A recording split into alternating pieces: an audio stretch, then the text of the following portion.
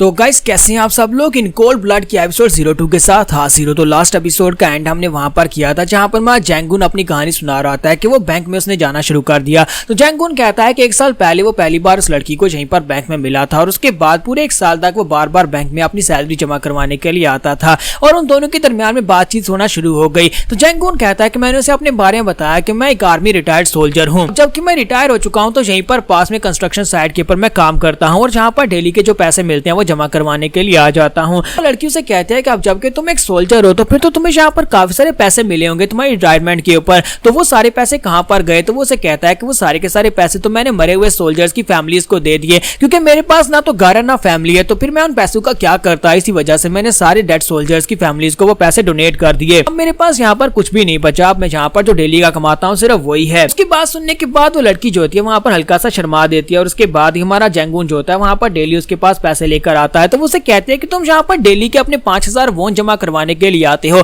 क्यों ना तुम यहाँ पर सारे पैसे इकट्ठे करो और एक ही बार महीने के बाद आकर इनको जमा करवा दिया करो। तुम्हारा जैंगुन उसे कहता है कि नहीं, मैं ऐसा बिल्कुल भी नहीं कर सकता, क्योंकि अगर ऐसा करूंगा तो फिर तुम्हें सिर्फ महीने में एक ही बार देख पाऊंगा, इसी वजह से मैं डेली पैसे जमा करवाने के लिए आता हूँ। बात सुनने के बाद लड़की आगे से शर्माना शुरू कर देती है, फिर साथ उसे कहती है अच्छा ठीक है कल फिर से आना, और इसी के साथ ही वो रोजाना वहां पर उसके पास आता होता है। वहां पर से नेक्स्ट सीन जैंगुन के घर का दिखाया जाता है कि वो अपने घर में बड़े आराम से लेटा होता है कि टीवी चलाकर वहां पर देख रहा होता है। टीवी के ऊपर एक खबर आ रही होती है जहां पर एक स्पेशल वेलफेयर सेंटर होता है जिसका नाम डायसान वेलफेयर सेंटर होता है। ये एक स्पेशल सेंटर होता है जहां पर बेघर लोगों को पनाह दी जाती है, बेघर लोगों को उस जगह के ऊपर रखा जाएगा। उन्होंने जहां पर गवर्नमेंट की तरफ से एक फैसिलिटी बनाई होती है उसके बारे में बताया जा रहा होता है। जब किसी के साथ वो टीवी को ऑफ करता है और कहता है कि मैं ये सब कुछ देख देख कर थक चुका हूँ। जैंगुन वहां पर अपनी पास्ट लाइफ के बारे में सोच रहा होता है कि मेरे पास यहाँ पर अब लाइफ है लेकिन ये बहुत ज्यादा बोरिंग हो चुकी है। मैंने यहाँ पर जब से अपनी होश संभाली है तब से यहाँ पर वह सारे के सारे सोल्जर्स के स्किल को सीखा, यानी कि सारे के सारे ऐसे स्किल्स को सीखा जिनकी मदद से मैं यहाँ पर सर्वाइव कर सकता हूँ या मिशन को पूरा कर सकता हूँ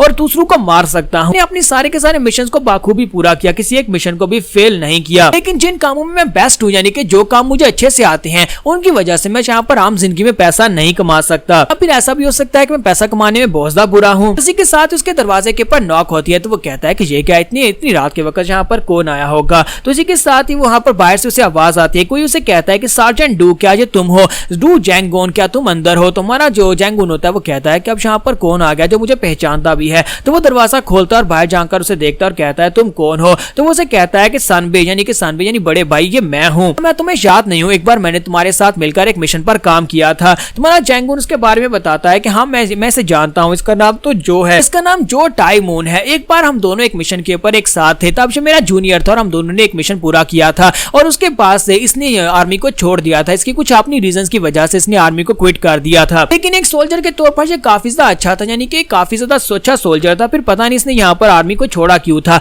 और इसी के साथ ही उसके हाथ के ऊपर रॉयलेक्स वॉच को देखता और कहता है कि ये क्या, लगता है कि तुम काफी अच्छे से जिंदगी गुजार रहे हो कि आर्मी को छोड़कर भी तुम्हारे पास काफी अच्छा पैसा है। तो वो उसे कहता है कि हाँ मेरी जॉब में मुझे काफी सारा पैसा मिलता है। जैंगुन उसे कहता है चलो छोड़ो इस बात को, मुझे ये बताओ कि मुझे ढूंढा कैसे और तुम यहाँ पर मेरे पास क्यों आए हो? तो जो टाइमून उसे कहता है कि मैं यहाँ पर तुम्हें ढूंढ रहा था, मेरी कंपनी के लोगों को मैंने तुम्हें ढूंढने के ऊपर लगाया हुआ था। मुझे पता चला कि तुम रिटायर हो गए और उसके बाद तुम इस कंस्ट्रक्शन साइट के ऊपर काम कर रहे हो, तो मैं यहाँ पर तुम्हारे लिए एक जॉब लेकर आया हूँ। मेरे पास तुम्हारे लिए एक जॉब रिक्वेस्ट है। मैं तुमसे एक ऐसा काम करवाना चाहता हूँ जिसमें तुम बेस्ट हो, यानी कि तुम जिस काम के करने के माहिर हो मैं तुम्हें वही काम देना चाहता हूँ। तुम्हारा जैंगुन उसे कहता है कि नहीं, मैं यहाँ पर इस तरह की दोबारा कोई काम नहीं करना चाहता। मैं पैसे हासिल करने के लिए किसी को जान से तो बिल्कुल भी नहीं मारूंगा। तो वो कहता है नहीं, तुम्हें यहाँ पर किसी को जान से नहीं मारना, बस तुम्हें यहाँ पर कुछ लोगों को बुरी तरह से पीटना है और ये काम तो तुम बाखूबी कर सकते हो। बस ये चाहता हूँ कि तुम कुछ लोगों को सबक सिखाओ और उसके बदले में तुम्हें यहाँ पर पैसे मिलेंगे। जैंगुन उसे कहता है क्या वाकई में? मुझे ये बताओ क्या तुम किस किस्म का काम कर रहे हो? तुमने कहा कि तुम्हारी जॉब तुम्हें काफी अच्छा पैसा देती है। तो वो उसे कहता है कि मैं तुम्हें सच्ची बताऊं तो मैं यहाँ पर एक गैंग का बॉस हूँ। मैंने एक गैंग को ज्वाइन किया था और उसके बाद मैं उस गैंग का बॉस बन गया। इसी वजह से मैं यहाँ पर अब दूसरी गैंग का जो बॉस है उसको पिटवाना चाहता हूँ, क्योंकि दूसरी गैंग का बॉस जो उसके साथ हमारा झगड़ा चल रहा है। अगर तुम यहाँ पर मेरा जो मिशन पूरा कर देते हो तो मैं तुम्हें यहाँ पर काफी सारे पैसे दे सकता हूँ। जैंगुन उसे कहता है कि नहीं, मैं यहाँ पर ये काम बिल्कुल भी नहीं करूंगा। मेरे पास 9 to 5 की जॉब है, मैं वो बहुत ही अच्छे से कर रहा हूँ, मुझे काफी अच्छे पैसे भी मिलते हैं। तो ये बात सुनने के बाद जो उसे कहता है क्या वाकई में तुम्हें काफी अच्छे पैसे मिलते हैं? क्या तुम्हें लगता है कि तुम बाकी की सारी जिंदगी सिर्फ और सिर्फ एक मजदूर बनकर गुजार दोगे? तुम्हें भी अच्छी तरह से पता है कि तुम एक सोल्जर हो, तुम एक परफेक्ट सोल्जर हो, तुम यहाँ पर कोई भी मिशन बाखूबी भी पूरा कर सकते हो। जैंगून से कहता है कि अपनी बकवास बंद करो, मुझे जोश दिलाने की जरूरत नहीं है। और इसी के साथ ही जो उसे कहता है कि मैं तुम्हें इस काम को करने के 50 मिलियन वॉन दूंगा। जैसे वो यहाँ पर 50 मिलियन वॉन कहता है कि हमारा जैंगून वहीं पर हैरान होकर उसे कहता है क्या तुमने क्या कहा, 50 मिलियन वॉन दोगे? तो वो कहता है कि हाँ, मैं यहाँ पर तुम्हें 50 मिलियन वॉन दूंगा। इतने पैसों के साथ तुम यहाँ पर सियोल में अपने लिए एक अच्छा सा घर खरीद सकते हो। तुम्हें यहाँ पर इस अपार्टमेंट में रहने की जरूरत भी नहीं है। तुम्हें बस मेरे लिए एक छोटा सा काम करना है, तुम्हें बस कुछ लोगों को पीटना है और उसके बाद 50 मिलियन वॉन तुम्हारे हो जाएंगे और उसके बाद तुम यहाँ पर एक अच्छी जिंदगी गुजार सकते हो। दोबारा मैं कभी तुम्हें किसी काम के लिए नहीं कहूंगा।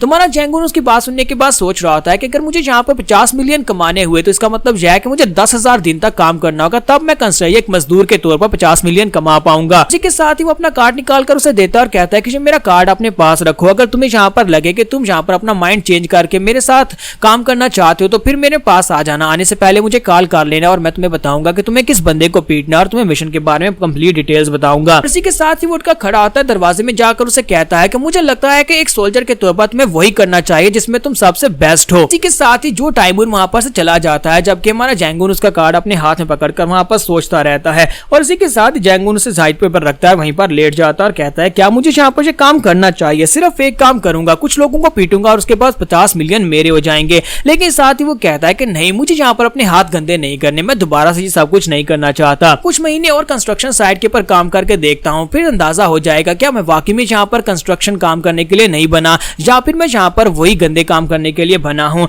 और इसी के साथ ही नेक्स्ट दिन अगले दिन का दिखाया जाता है। अगले दिन जहाँ पर बाकी के सभी वर्कर्स को छुट्टी दे दी जाती है और सिर्फ और सिर्फ हमारे जैंगून को वहां पर बुलाया गया होता है। वहां पर बहुत सारा सामान पड़ा होता है और उसे कहा जाता है कि तुम्हें ये सारा सामान उठाना होगा, आज तुम्हारा सिर्फ यही काम है। तुम्हारा जैंगून कहता है कि बाकी के वर्कर्स कहां पर हैं? तो उसका मैनेजर उसे कहता है कि बाकी के सभी वर्कर्स को छुट्टी दे दी गई है, क्योंकि तुम अकेले यहाँ पर उनका काम कर देते हो तो फिर उन सभी को सैलरी देने की क्या जरूरत थी, मैंने उन सभी को निकाल दिया है। हमारा जैंगून उसकी बात सुनने के बाद कहता है कि अब ये क्या लोचा है, क्या इतना सारा सामान मैं अकेले उठाऊंगा, ये जॉब तो बहुत ज्यादा बोरिंग होती जा रही है। इसके साथ ही नेक्स्ट सीन जो होता है बैंक का दिखाया जाता है कि वो लड़की जो होती है बैंक में बैठी होती है, लेकिन अभी लंच टाइम नहीं होता। और इसी के साथ ही हमारा जैंगून वहां पर पहुंच जाता है, तो वो कहती है ये क्या, अभी तो लंच का टाइम भी नहीं हुआ, तुम यहाँ पर बैंक में इस वक्त क्या कर रहे हो? तो वो उसे कहता है कि मैं तो बस यहाँ पर तुम्हें देखने के लिए आया हूँ। तो वो उसे कहते हैं कि इस बात का क्या मतलब है कि तुम यहाँ पर मुझे देखने के लिए आए हो, क्या आज तुम यहाँ पर पैसे नहीं जमा करवाओगे? तो वो कहता है नहीं, आज मैं यहाँ पर पैसे नहीं जमा करवाऊंगा, क्योंकि मैं यहाँ पर एक बड़ा काम करने के लिए जा रहा हूँ और वापिस आकर बहुत सारे पैसे अकाउंट में जमा करवाऊंगा। इसी के साथ ही वो उसे गुड बाय बोलकर वहां पर से चला जाता है, जबकि इस बात से मिस साना बहुत ज्यादा हैरान होती है और कहती है क्या इसने यहाँ पर अभी भी क्या कहा, मुझे तो कुछ समझ ही नहीं आई।